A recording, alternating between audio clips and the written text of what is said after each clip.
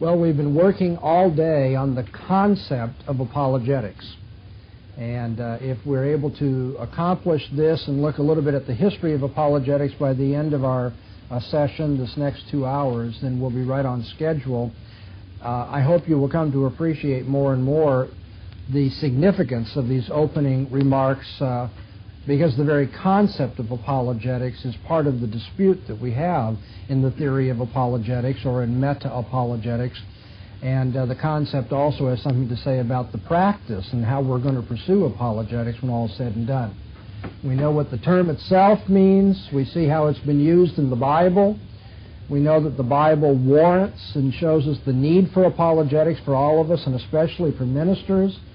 We've considered the contours of the apologetical situation, the faith that we defend, the person with whom we're defending it or to whom we're defending it, and the one for whom we speak while we do this defense. And then I've given you a definition of apologetics, and I think it'd be good to reread that as we get started again. Apologetics aims to defend the Christian faith against the variety of challenges leveled by unbelievers, thereby vindicating the Christian philosophy of life against all autonomous philosophies of life. And with that definition in mind, I tried to give greater clarity to what apologetics is by showing its relationship to evangelism, ethical living, the other departments of the seminary, systematic theology in particular, philosophy, more specifically epistemology, and finally evidences. At the end of our last session, I very quickly looked at the defensive and offensive nature of apologetics. We do respond to criticism, and we try to give specific answers to specific challenges, but we can't be always on the defensive. We need to be on the offensive as well, giving a positive proof of what we believe and showing that those who will not follow it, in fact, are reduced to absurdity.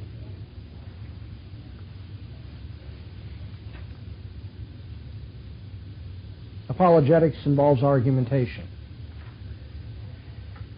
And if I don't say a number of things about that at the outset, we're just going to get bogged down later. So I just decided to gather, these various issues and questions and challenges together and to talk a little bit now about apologetical argumentation.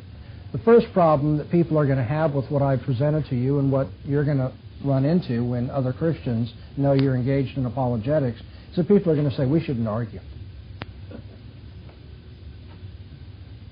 That's one of the most disappointing things that I hear when I'm out trying to teach these seminars and so forth, that people will say, but it isn't right for Christians to argue, is it?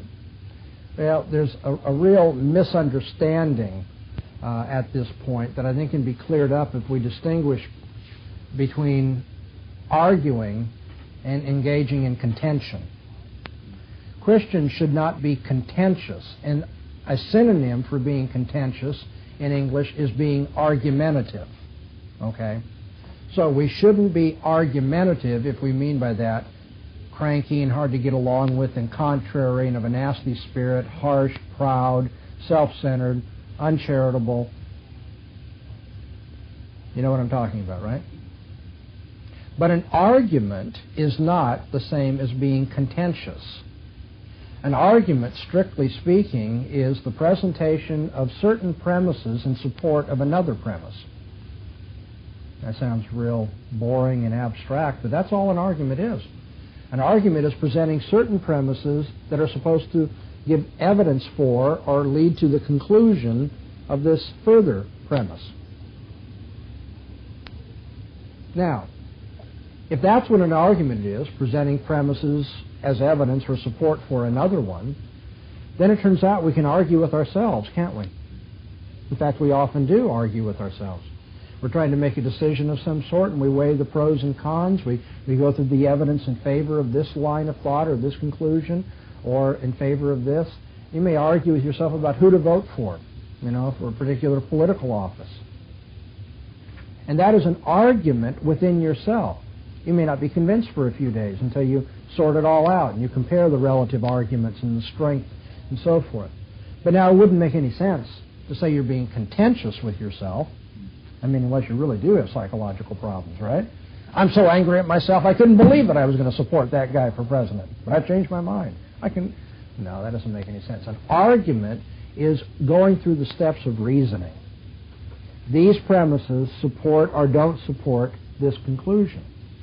So, should Christians engage in argumentation? Well, did the Christians in the New Testament engage in argumentation? Let's turn in our Bibles to Acts the 17th chapter.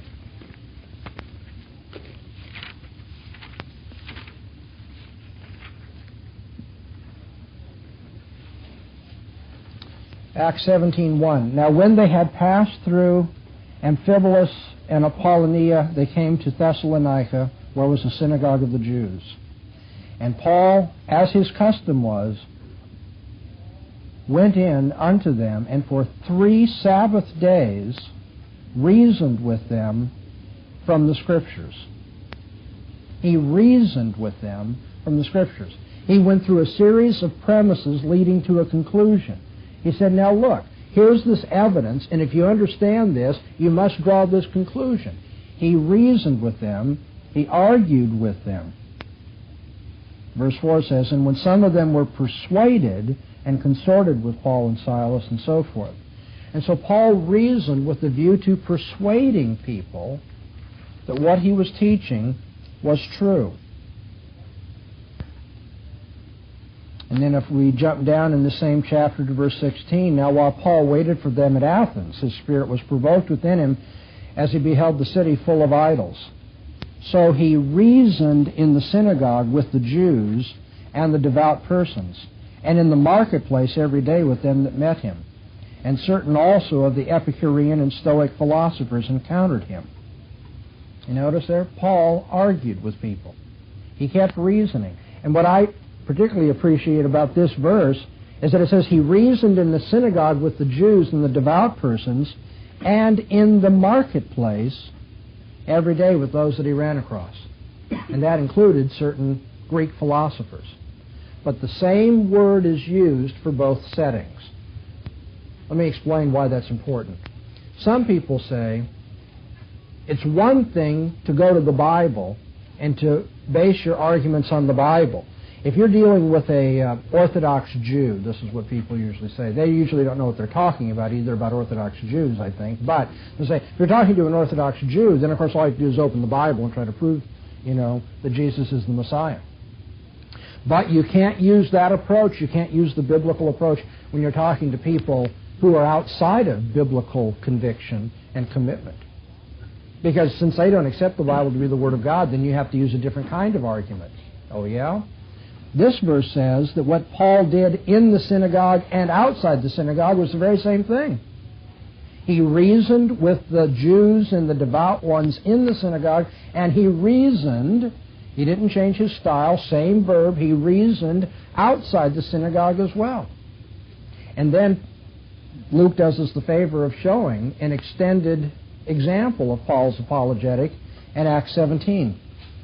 Certain Epicurean and Stoic philosophers encountered him, and some said, what would this babbler say?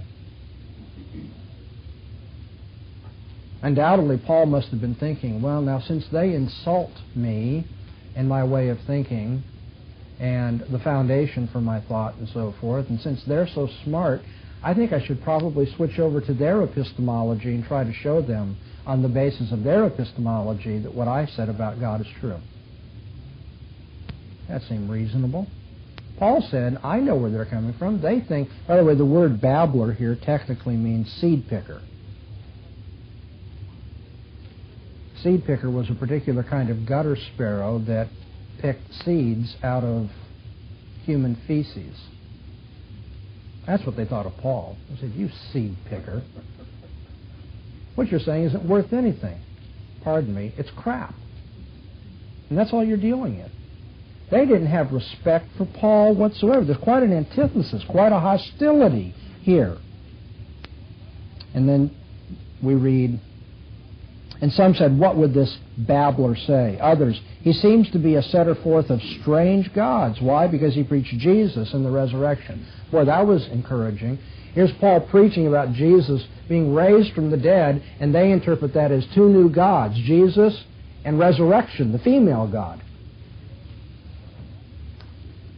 And they took hold of him and brought him unto the Areopagus, the council that was in charge of evaluating and credentialing teachers in that day, saying, may we know what this new teaching is which is spoken by thee. For thou bringest certain strange things to our ears. We would know, therefore, what these things mean. Now, if you go on and read what Paul declares to the Areopagus, it turns out to be a lesson in Old Testament biblical theology.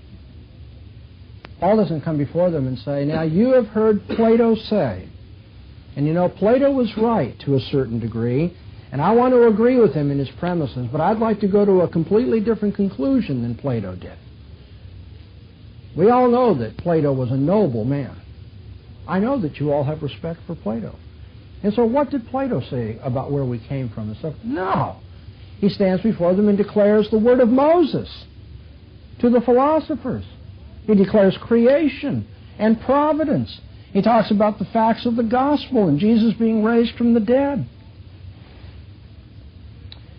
But we don't find Paul standing before the Areopagus and say, oh, it wouldn't be right to argue, I'm a Christian. So you guys can just say what you want about me being a seed picker, and I know you're so smart and so forth. No, the Bible shows us, and if I had the time we could go through a number of texts, especially in the book of Acts, the Bible shows us that the Christians in the earliest church were willing to engage in argument. And at the same time, the Bible teaches us that they were never to engage in contention. That's a hard thing to learn ethically. It's a difficult part of progressive sanctification. Because once we learn to argue well, then we kind of enjoy the wrangling. We like to kind of, knock people around a bit. 2 Timothy 2:23, but foolish and ignorant questions refuse, knowing that they engender quarrels. But the Lord's servant must not quarrel, but be gentle towards all, apt to teach, forbearing, in gentleness correcting them that oppose themselves. But the servant of the Lord must not quarrel. And so we are to engage in reasoning and in argumentation, but we're never to do it in a quarrelsome way.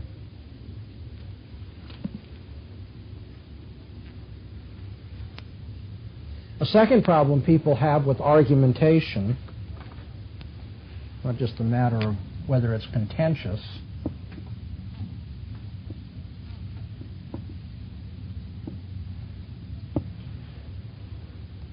but they'll say, my belief in God and my religion is such a highly personal matter.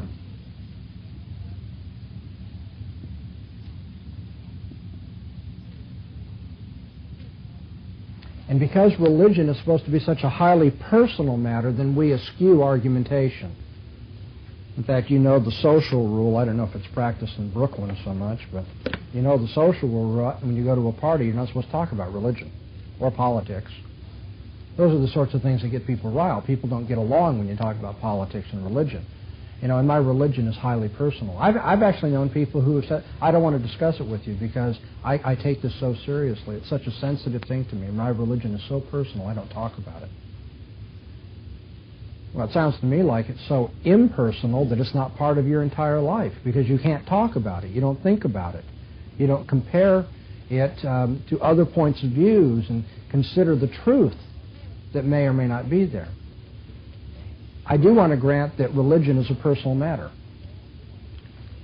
but not personal in the way that your choice of Bach or Bon Jovi is a personal choice. But see, that's the conclusion that many people, take from it being a personal matter.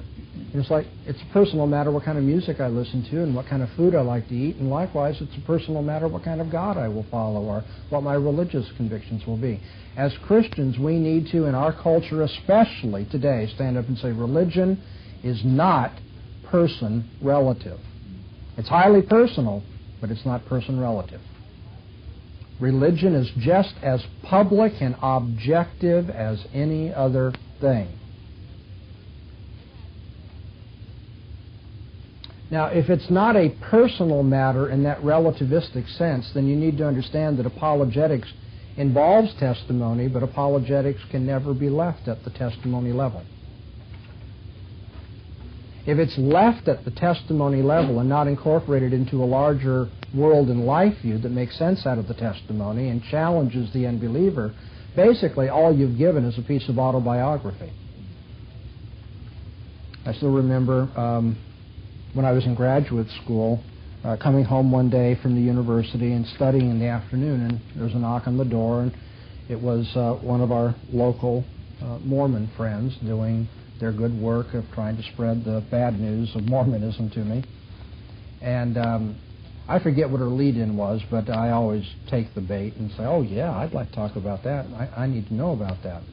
Well, so we had a long discussion, and lo and behold, it turns out that I wasn't convinced by what she was saying, and to her horror, I had some things to say against Mormon theology that she couldn't answer.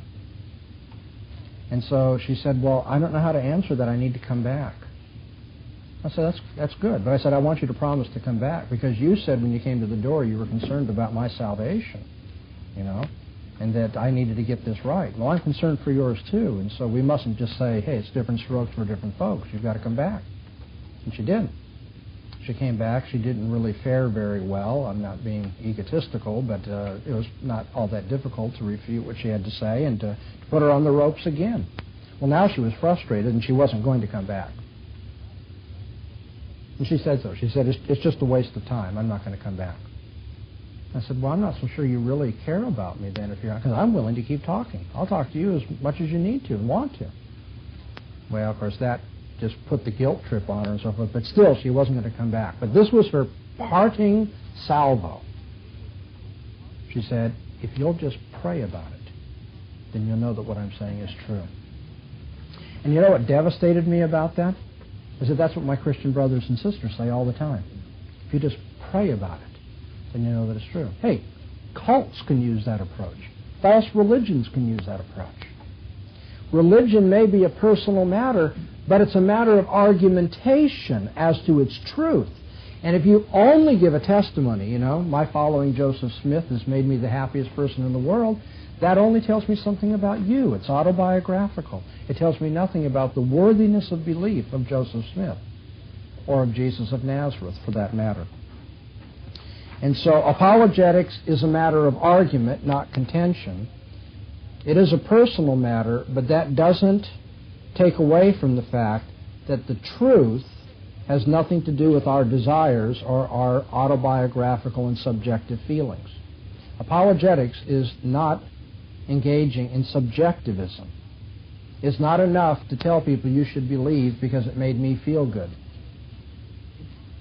I have no problem with telling people it made me feel good. In fact, I think that gives, you know, some flavor, some spice to our apologetic. Here's why you should be interested in it. It really has turned my life around. I have such peace and joy and confidence and hope that I never had before, so I would like you to consider this. But it's not a defense of the truth of our faith to say that we feel good because of it. Friedrich Nietzsche once said that he could not bear the idea of there being a God. Because he said, how could there be a God and I not be it? He was an amazing guy. He was so outspoken, so unvarnished. He went insane eventually, but nevertheless, before that happened, he said some very pungent things. And, you know, and that gets at the heart of it. If you're going to appeal to subjective considerations, what are you going to do with the Nietzsches of this world who say, no, I'm not going to believe that because it's inconvenient for what I want to do. It's contrary to what I have chosen in terms of my life and priorities and values. Apologetics looks to proof of the truth of the Christian claim and not just to personal considerations of desire and satisfaction and autobiography. It's a matter of argumentation, and therefore it is not relativistic. You are not doing apologetics when you say, it's true for me. Many Christians think, well, that's about as far as I can get, and that's good enough to be faithful to the word of the Lord. But true for me is not a defense of the Christian faith. It's just a statement, again, of autobiography, isn't it? Moreover, it's a bastardization of the English language. The expression true for me has no meaning in epistemology other than I believe it. Because truth is not person relative. And so when someone says it's true for me, that's just a long and misleading way of saying I believe it. And you say, well, why do you believe it? Well, I believe it because it's true for me. Oh, you mean you believe it because you believe it? That's all that's being stated there. And as Christians, we cannot be satisfied to say, well, what's true for me may not be true for you. Yes, it's a personal matter, and truly Christianity would have made Nietzsche miserable. He's more miserable now, you can be sure of that.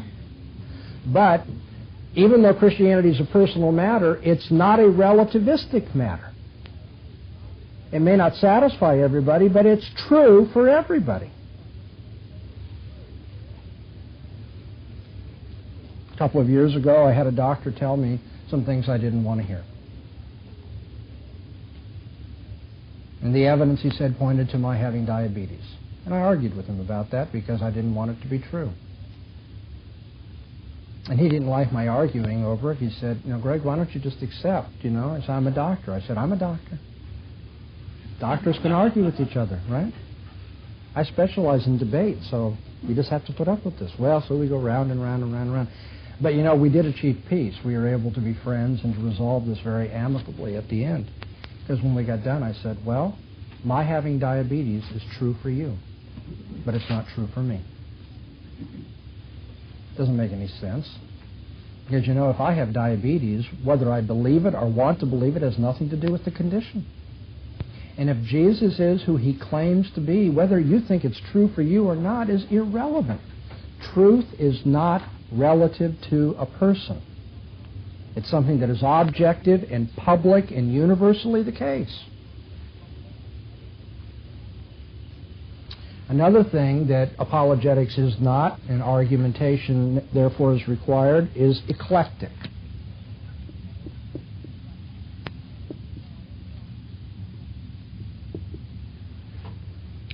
I didn't say electric, I said eclectic. Apologetics is not eclectic. It's not a fruit salad approach. A fruit salad approach to philosophy and thinking says I take a little bit of this and a little bit of that and put them all together. It's like there's truth in everything, and so I can be eclectic. Take some of this, take some of that. Sometimes people will say, oh, I can accept Jesus, but I also like Buddha.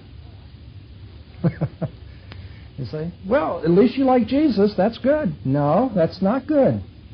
Because if you like Jesus and somebody else, that's like on your wedding day saying to the woman that you say that you love, yes, I promise to be faithful to you, and to somebody else too.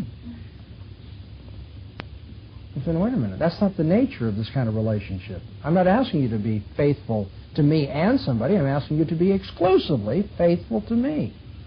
And so what we have to do, even though it's politically incorrect and awkward, sometimes inconvenient in our day and age, is defend the idea that Jesus is the only way to God.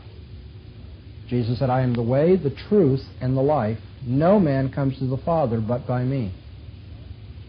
Many Christians would be satisfied to say, well, he is the truth and he is a way to God. But don't repeat that last part about being the only way to God. That's what makes Jesus unacceptable at the cocktail parties in our country, in our society and culture. You see? People would be willing to accept a Jesus who had some truth to offer, but then we can also go to Cicero, and we can go to Plato, and we can go to Buddha, and go to Confucius, and look at the Tao and so forth, and we'll just kind of put everything together. It makes sense. But Jesus says all the rest is error, all the rest is darkness, and all the rest leads to hell. I am the only way to be right with God. I am the truth, not a truth. I am the one and only truth. And so we're going to have to argue against other points of view and not try to get along, and just say, well, okay, you've got your point of view, I've got mine. There's truth in what you're saying, there's truth in what I'm saying. Let's just kind of accept it all. Another thing about argumentation, just to point out the obvious, is that if we're going to engage in argumentation, it's because we've been challenged by somebody to give a reason for the hope that is in us. Okay, so we give our answer, our apologetic, and offer a logos, a reasoned approach to the hope that is in us.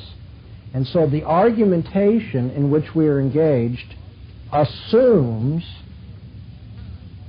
in the nature of the case, it assumes, first, an interest in rationality on the part of our opponent,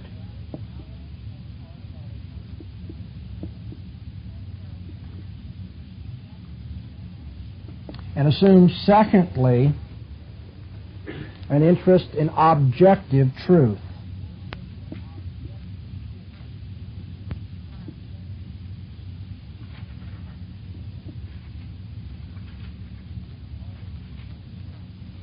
I didn't always make these observations when I was teaching apologetics, but over the years I've learned, hopefully, that there's some wisdom in doing this. I can illustrate why it's important. I go through a course of apologetics, show the presuppositional method, show the strength of the transcendental challenge, show that anybody who wants to argue against Christianity ends up having to assume the Christian point of view in order to argue against the point of view. And I think that's a real strong sort of thing. And then I have somebody, in fact, who teaches apologetics in a Reformed seminary say, oh yeah, well this is good, but it's not good enough. Because what about the guy who says, well, I don't care about argumentation? So what do you do with that person? Well, the first time I heard that sort of thing, I went through about a microsecond answer and put it away and said, what a ridiculous argument against presuppositionalism. That was the end of it. But I've had a number of the students of that teacher be in touch with me and say, well, every time we take this approach that you've taught us, Dr. Bahnsen, he's happy enough with it, but he says, what about the guy who says, well, I don't care about rationality. I don't care about the truth. I say, why didn't you just say to your professor, then they're not engaging in apologetics? And yes, we have to keep witnessing to, and there may be certain things you might want to learn in an evangelism class about how to deal with people who don't care about the truth and so forth. But apologetics, in the nature of the case, assumes what? Somebody who has challenged you for an argument. Now, it may be the case that after somebody who challenges you for a reason of the hope that is in you gets that reason and didn't want it, he may say, okay, I don't care anymore. But even at that point, you can say, okay, obviously I have satisfied your demand, and now you don't want it. You need to embarrass them in that way. But apologetics is not the same as persuasion. We aim to persuade. We want to be winsome. There's no question about that. But in the end, we will have done our job as apologists, regardless of the response of our hearer, if we've been faithful to the message that we're defending, and if we have proven that it is true. So remember that when you're talking with people in an apologetical setting, you've got somebody who wants to be rational and believes there's objective truth. And his point is, and you're not rational, Mr. Christian, or you don't have the truth. But if you're talking to somebody who says, oh, I think truth is everywhere, that kind of person's not going to say, but you Christians have to be wrong. Or if they do, you're just going to say, I thought you said truth is everywhere. On your own assumption, you don't have any foundation to attack what we're saying. Only those who believe that there is objective truth and it stands over against everything that conflicts with it, and only those who believe that we can discover the objective truth through some rational method of study or technique of reasoning is going to engage in argumentation. So when someone tells you after you've learned this presuppositional method, well, but there are some people on whom it won't work. There'll be people who don't want to argue. You say, well, that may be true. But apologetics is only intended to deal with people who want to argue. Okay, you all see that point? I hope it's obvious. And now the toughest one of all, if apologetics means we engage in argumentation using some conception of rationality to show the objective truth of our faith, then people are going to ask the question, where then does faith come in?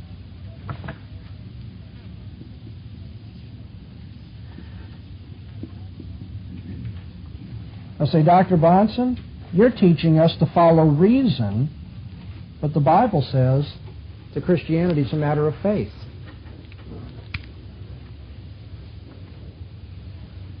The reason that people fall into this conundrum and have difficulty is because they have misconstrued the nature of faith and misconstrued the nature of reason. And if you have both of those wrong, it's not surprising that you'd be confused and want to ask, well then, how can it be a matter of faith if it's a matter of reason? Well, in the first place, we have to distinguish between reason and reasoning. We have to distinguish between the use of our intellect as an instrument and making the instrument of thinking our ultimate authority. Okay? So I have not said in any of this that reasoning, autonomous human reasoning, should be our final authority. What I have said in all of this is that we should engage in reasoning. We should be using our intellect. We should be moving from premise to conclusion, looking at evidence, giving support, challenging the unbelieving world, reducing our everything in the world. But we're not talking about people who self-consciously engage in reasoning. But now all reasoning presupposes a certain kind of faith. A person who reasons along the lines of the naturalistic scientist has faith that you can trust your observations, that your senses are basically reliable. Now, can he prove that our senses are basically reliable? No, he can't prove that. He has to assume that. Why can't he prove it? Well, he can't prove it because every approach that he would take to demonstrate the reliability of our senses would itself depend on what? The reliability of our senses. And so in the end, he holds that as a faith commitment, as a self-attesting, or so he thinks. We'll see later that it's not, but he takes that as his self-authorizing starting point. When all is said and done, you get down to the basic level of observation, you can't go any further. Observation is its own authority. You observe it, that settles it. Okay? So the reasoning of the naturalistic scientist is committed to a certain faith commitment, even as the reasoning of the Christian is committed to the Lord Jesus Christ as the ultimate authority. The issue here is not whether you will have faith, the question is which faith you will have. What will regiment your reasoning? What will govern? What will give the final standard or ultimate criterion for your reasoning and assessment and evaluation? The choice then is not between faith and reason, it's a choice between which faith will govern your reasoning. Now what about those people who say, no, reason is the ultimate authority? I say, well fine, bring them on. That's what we want to talk to. That pretended autonomy of man's reasoning is the very thing we want to undermine and reduce to absurdity. But to the Christian who says you shouldn't be engaged in reasoning because it should be a matter of faith, I want to point out, I'm not saying that my human intellect is my final authority. I'm just saying it's an instrument God has granted to me, and by His grace, I should faithfully use it to glorify Him and honor Him and take His word as the final standard. There'll be plenty of people that are going to tell you apologetics doesn't recognize that Christianity is a matter of faith. And I hope that this helps you see the confusion that's involved there. Is it a matter of faith? Well, absolutely. Because God comes to me and I accept Him on His say-so, don't I? I accept Him on faith. Now here's my defense of the Christian faith. My defense of the Christian faith is, and if you don't accept God at His own word, you won't be able to prove anything. So going back to this, this. What I'm getting at is, without faith, reasoning becomes impossible. You said, well, I believe this on the basis of reason or faith. Well, it all depends on how you want to state it. I believe it on the basis of faith which saves reasoning. And therefore, it's the most reasonable thing to do. So that's my reason for having faith. Is my intellect my ultimate authority then? No. Faith in the word of the Lord is. And my reason for holding that is, reason itself is destroyed if you don't. I hope I didn't go too fast with it. I did go too fast. Okay. I'm playing with the words faith and reason, so let's watch what I'm talking about. Do you have faith or do you have reason, Dr. Bahnsen, for being a Christian? I say, well, it's a matter of faith. It's a faith without which reasoning would be impossible. Now, since reasoning would be impossible without this faith, then ultimately the best reason, according to reason, is to have faith. And those who do not have this faith destroy reasoning. But that doesn't mean that I'm following Christianity because it satisfies my reasoning as the ultimate authority. Good. Apologetics is a matter of argumentation.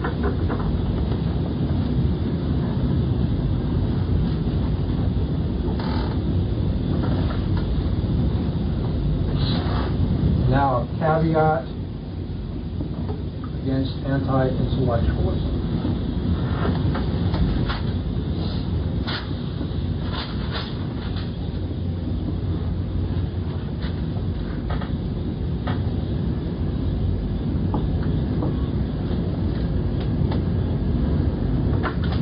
Although I've said things in our lectures today that would already dismiss the challenge of the anti-intellectualist, I want to give it specific attention and go over some material again with you, because I'm afraid that there is such a pervasive tendency in the Christian church to either say apologetics is not important, after all it's faith, not reason, so we don't need to argue. Or once people see what's involved in apologetics and that they have to exercise their intellect a bit, then they tend to say, well, that's for other people, not for me. In fact, I've actually had fellows studying for the ministry in a seminary setting come and complain to me, saying, why should we have to study all of this hard material that you've assigned, Dr. Bahnsen? We're not going to minister to intellectuals.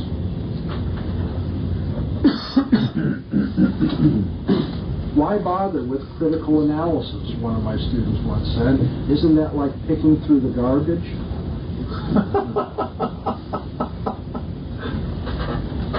Having a defense against the critics of Christianity is, even if it is a part of our calling, it's only a minor part of our calling. So why should we have to do this? And of course, in that setting, the pressure was on because it was more, why should we have to pass this course? That gives it a little bit different dimension as you evaluate the critic at this point. But I'm not going to minister to intellectuals, and critical analysis is just picking through the garbage. It's just a minor part of my Christian calling, if it's a part of my calling at all. And so I would like to offer a caveat against this kind of anti-intellectualism. I want to observe, first of all, that anti-intellectualism is the spirit of our age. Look at our school systems. Nobody wants to study hard anymore.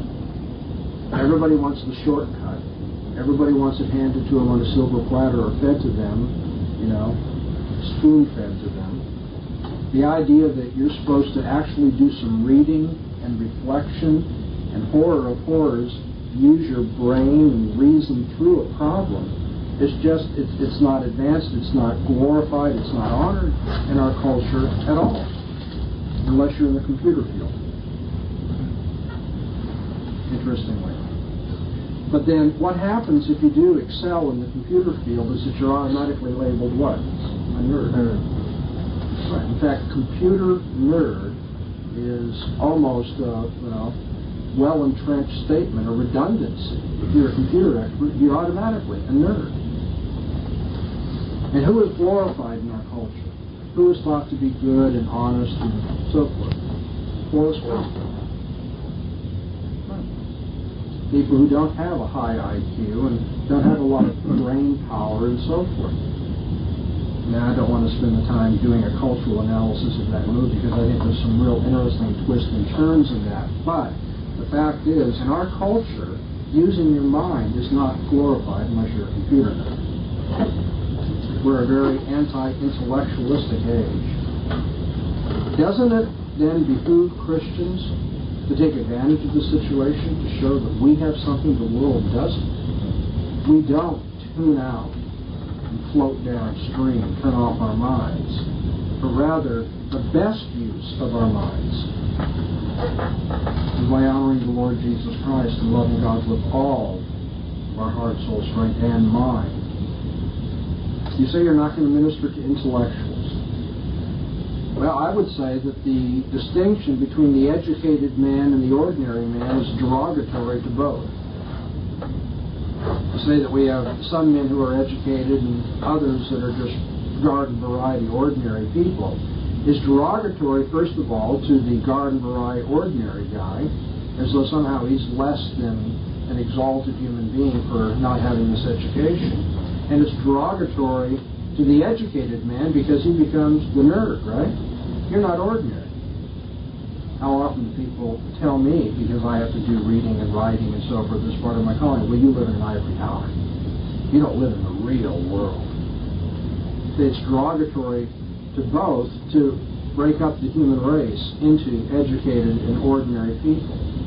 The Bible does break up the human race, but not according to educational accomplishments. The Bible breaks up the human race into covenant keepers and covenant breakers. There's only one basic kind of man to whom we minister the gospel. And there's just different degrees of intellectual rebellion that we see. But all men are in intellectual rebellion against the gospel. Preparing to deal only with quote-unquote uneducated people is really disobedient to the Word of God. 1 Peter 3:15 has taught us we're to have an answer for any man who asks us the reason for the hope that is in us. That means we've got to include college professors in there too. 2 Corinthians 10:5 says we're to bring every lofty thing raised up against the knowledge of God into submission. Even the reasoning of the unbeliever is something we've got to challenge and make captive to the obedience of Christ. Titus 1:9 says that those who would be men of God must be able to refute those who contradict, gainsayers.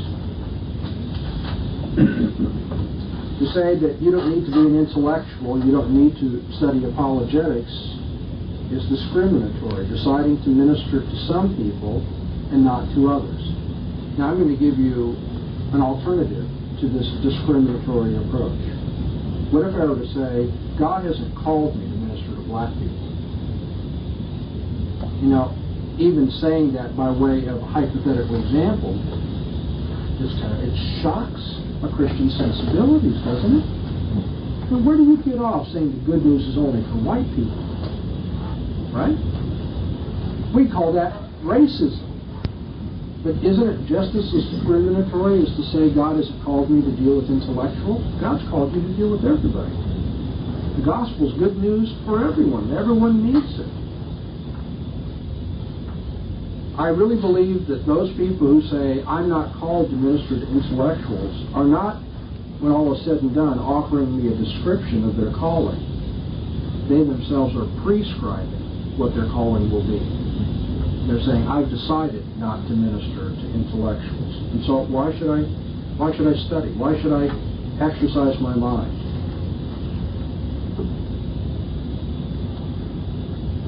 And so people choose not to be willing to minister to the educated or try to attract them to the kingdom of God.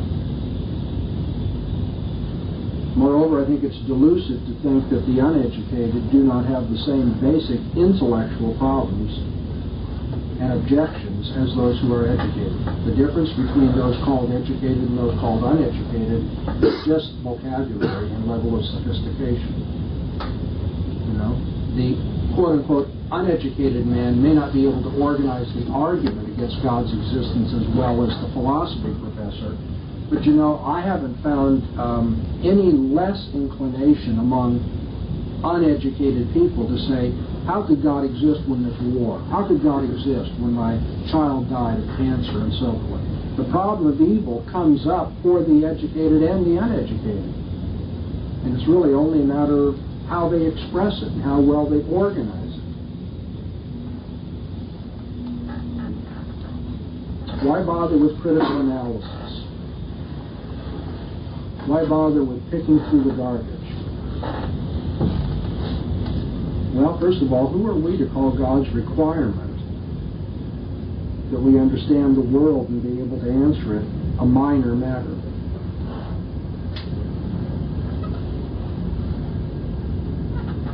The defense of the faith that we have is not going to be credible if our defense amounts simply to this: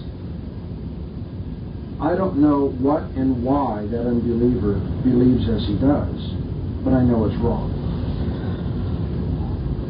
An unbeliever comes to you and offers you, the opportunity to show him that you've got the truth and he doesn't. And you end up saying, well, in the end, I don't understand this philosophy that you hold to. I'm not familiar with it. And it won't do any good for you to explain it to me because I'm just not philosophically inclined. But I know it's wrong. You know anybody who's convinced by that? Why would anybody be convinced by that?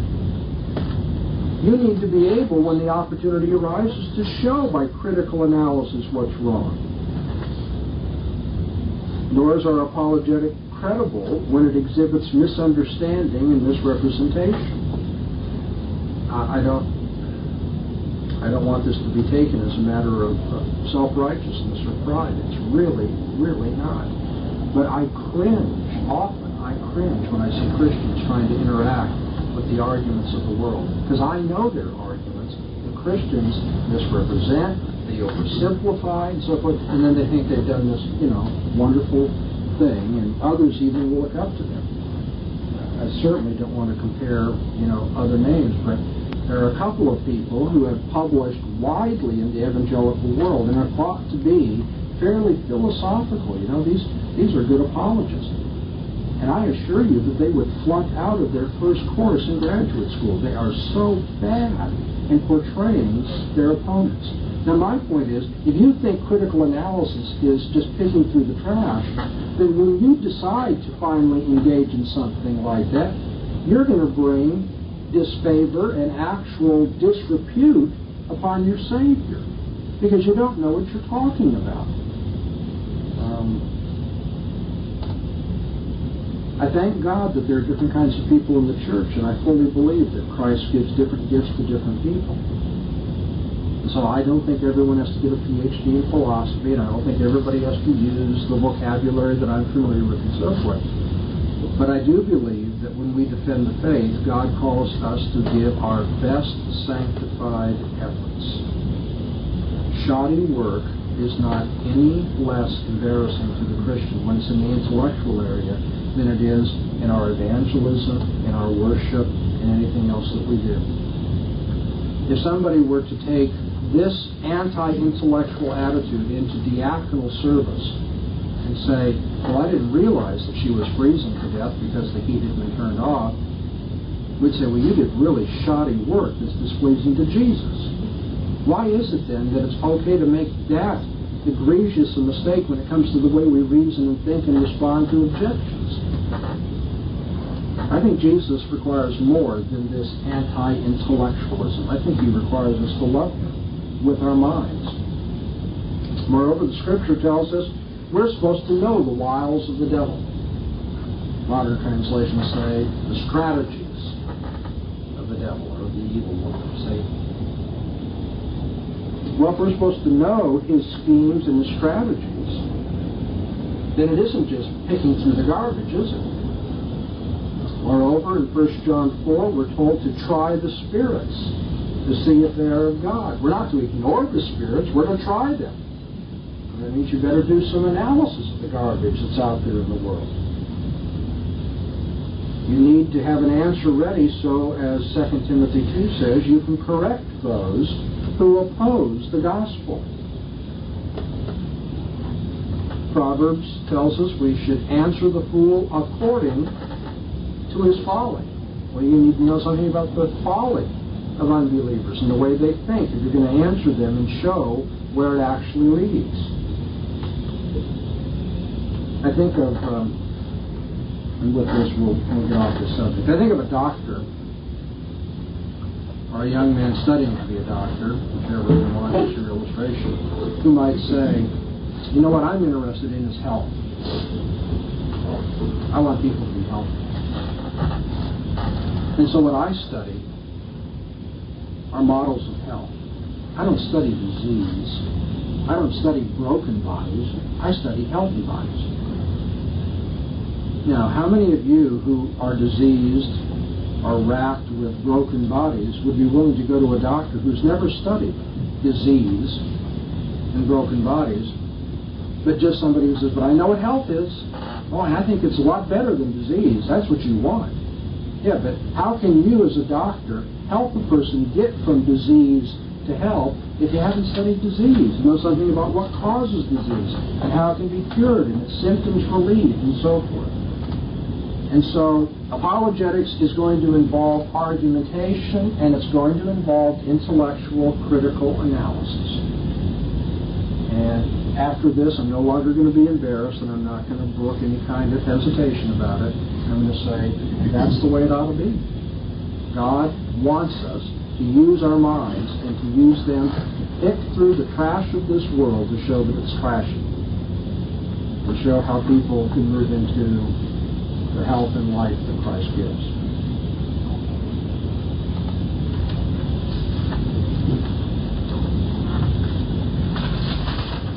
All right, let me change gears now. We've been on the concept of apologetics long enough. I'd like to move to the second major part of our course, though it won't be nearly as long as this first one, and look at the history of apologetics.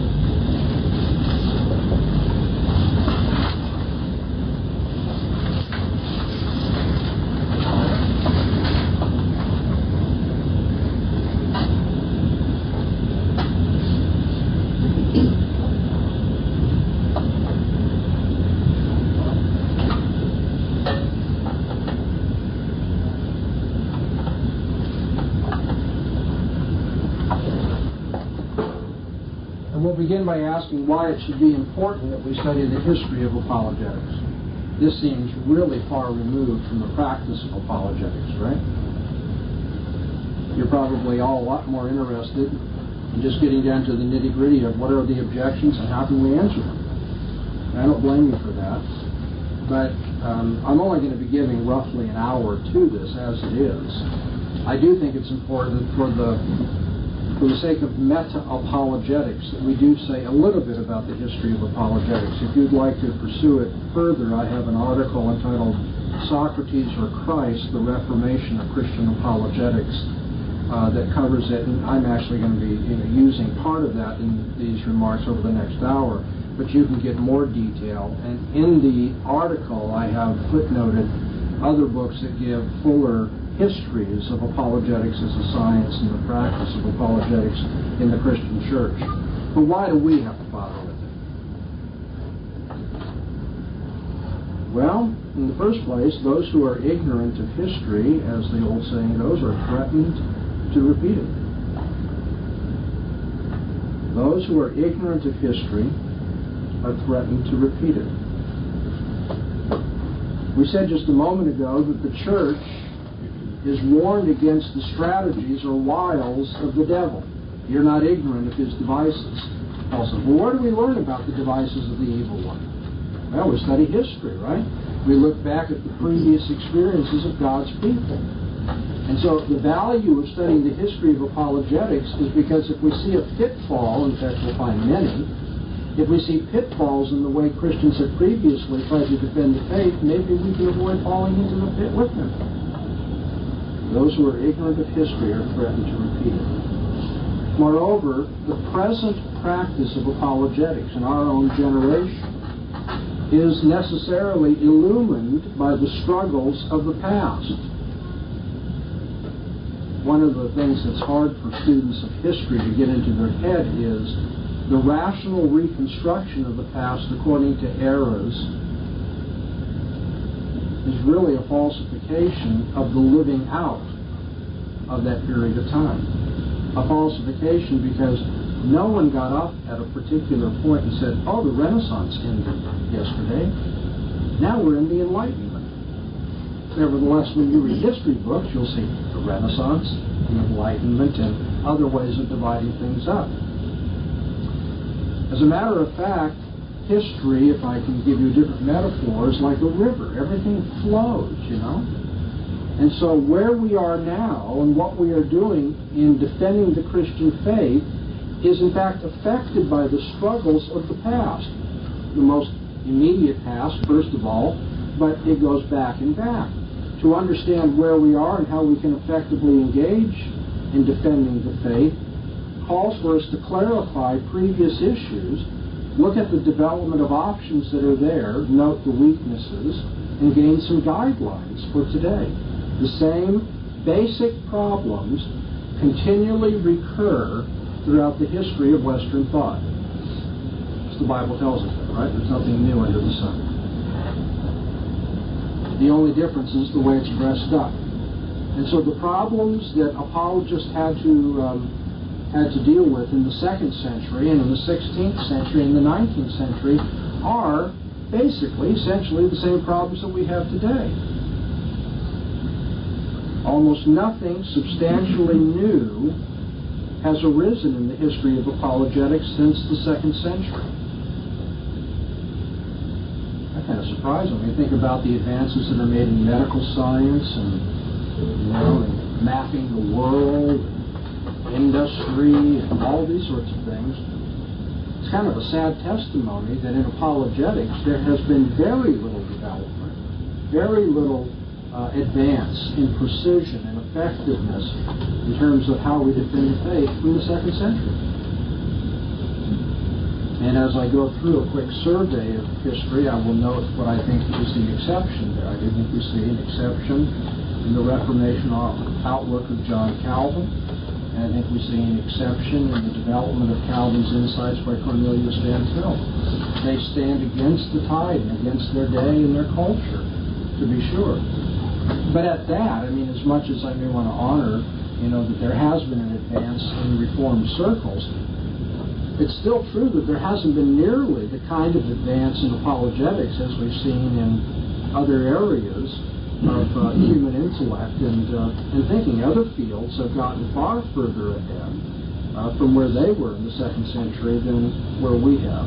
So the history of apologetics, I think, is helpful to us to see what the nature of the struggle is, to see the way the dispute has been pursued, and if we want to avoid the strategies of the evil one and avoid the errors of past apologists, we need to be aware of them.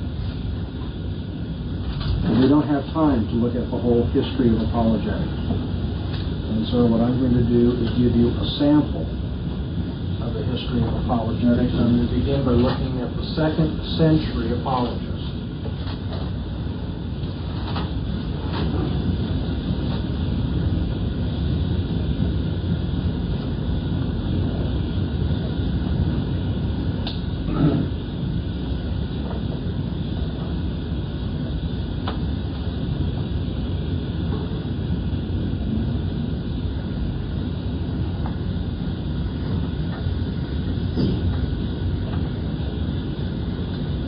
During the 2nd century, all the major motifs in apologetical history were already expressed, or at least foreshadowed. The 2nd century apologists in the Christian church modeled their defense of the faith after two things in particular. First of all, the attempt of Hellenistic Jews to show the superiority of the Mosaic revelation to pagan philosophy. And secondly, the assaults of the pagan philosophers upon the polytheist. When you read the Christian apologists of the 2nd century, their arguments look like they have taken in, almost undigested and unreformed, the way in which pagan philosophers argue against polytheism, and the way in which Philo and other Hellenistic Jews argued in favor of the Old Testament. And that was to say, the Greek philosophers are right, but we had it first. It seems hard to believe that that would appear persuasive, but in that day and age, that carried a lot of weight. They said, well, if we want to show that what we're saying is true, then we have to go to what the world says is true, what the world honors. It bows down to these pagan philosophers, and what we're going to argue is, well, that's what the Old Testament teaches as well, and we had it before Plato and Aristotle. The recurring themes of 2nd century apologetics are illustrated in the letter of Diognetus,